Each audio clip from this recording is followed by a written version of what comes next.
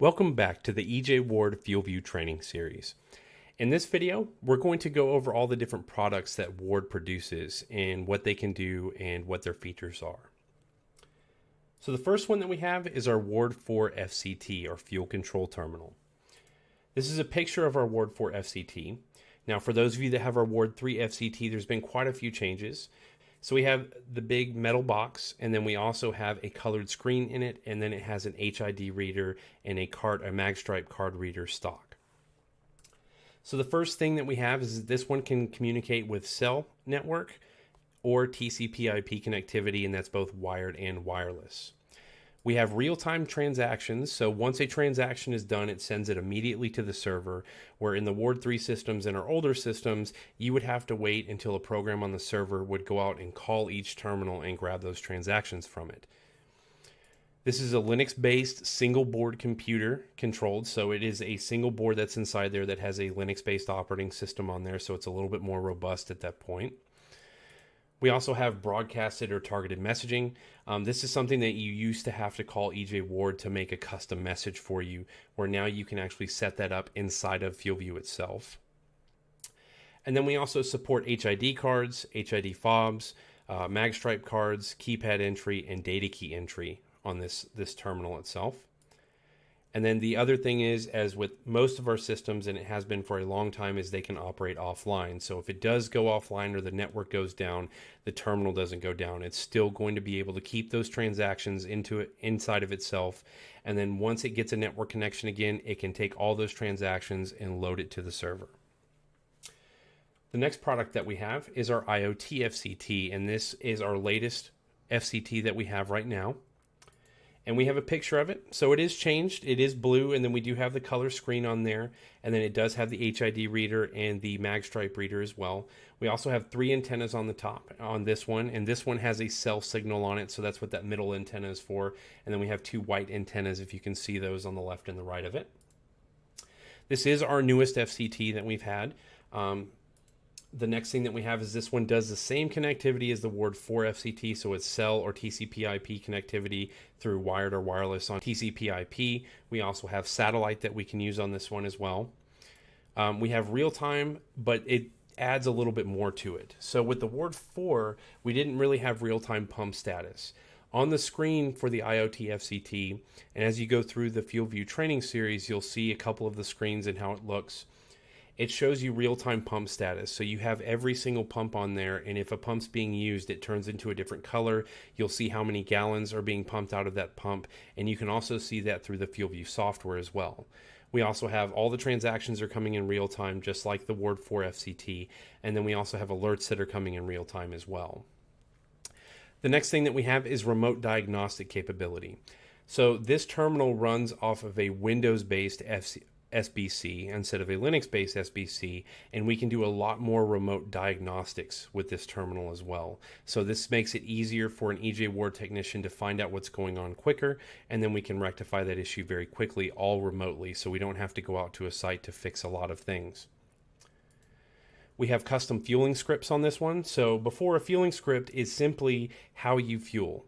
So if you have to go up and punch in a pump number first, and then you have to swipe a certain card, and then you swipe another card, and that whole sequence is a fueling script, and it's very different between all of our customers. And one thing that we've changed in the IoT FCT is the ability to customize this through the software. Now, we still have to call into EJ Ward tech support, but we can do this all remotely and on the fly, where before it was something we had to do into the software, and we would have to have a developer make a new fueling script and a new operating system to go on that terminal with our Ward 3s and Ward 4s. With our IoT systems, we can just simply change it, and we can save it, and it's immediately out there at the IoT FCT. The other thing is our plug-and-play installation, so it's a little bit easier to install these. It's just really pop it in, and it can start going. So before, you had to punch in a bunch of information to the actual terminal itself to get it back online, or to even set it into the system.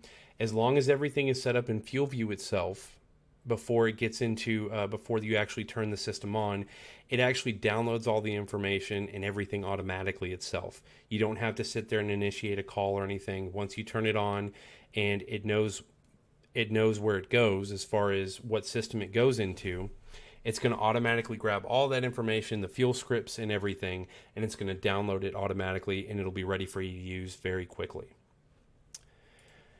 It can always operate offline, and that's the same thing as our Ward 4s. So we wanted to make sure that we had the same functionality with this one because it's a very important functionality. So it can operate offline, and it can actually hold a lot more information than our previous terminals as well. This one supports our HID cards, HID fobs, our magstripe cards, and then keypad entry. The IoT FCT does not support data key, so that's the only difference between the Ward 4 and the IoT. The next product that we have is our Ward 4 CAN Seaver. So our Ward 4 CAN Seaver, you have a picture of it here. One of the biggest things that's really changed with this one is the Ward 3 CAN Seaver, you had to pick a certain CAN Seaver on the type of vehicle that you needed. So let's say you had a heavy duty vehicle, it had to take a J1939 or 1708 Ward 3 CAN Seaver. With the Ward 4 CAN Seaver, it's one CAN Seaver to rule them all. It's one CAN Seaver that has all those different configurations inside of it, and all you have to change is the harness that you're using to connect to the vehicle. The other thing that we did is this one is Wi-Fi enabled. So it can connect via Wi-Fi onto your system and talk to the server directly. So we aren't going through the terminal anymore. You don't have to be fueling to get CAN Seaver information. Now you can get all that information even when a vehicle parks, as long as it's inside of a Wi-Fi network.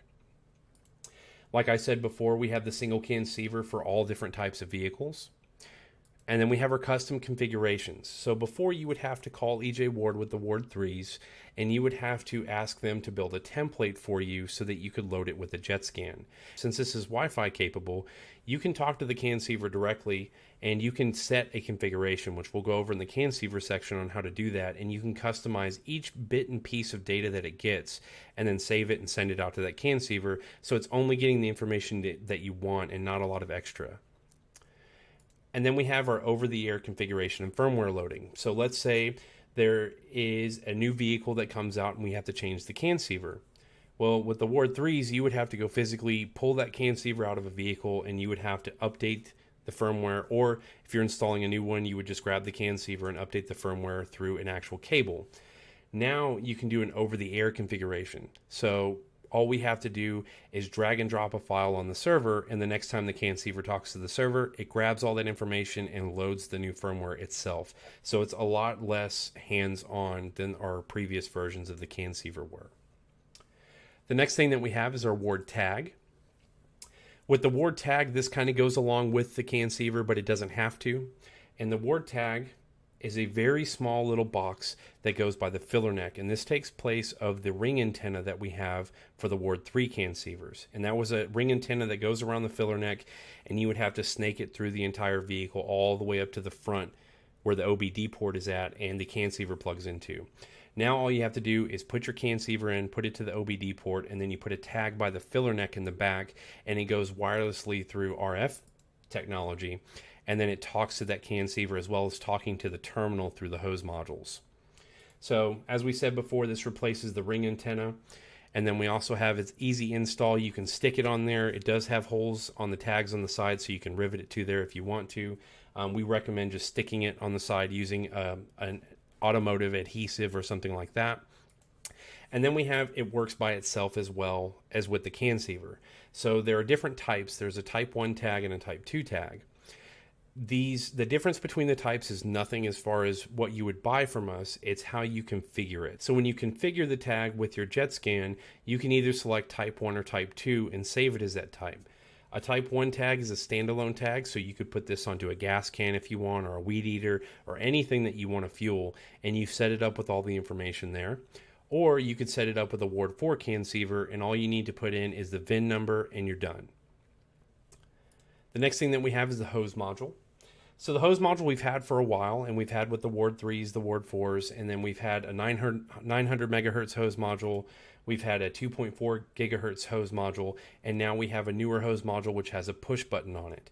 Now, our hose modules will activate by shaking. So if you want to shake them, it activates. But one thing that we've been seeing is that if it's on a vehicle like a fuel truck, it's constantly shaking, which means it's constantly on and draining battery.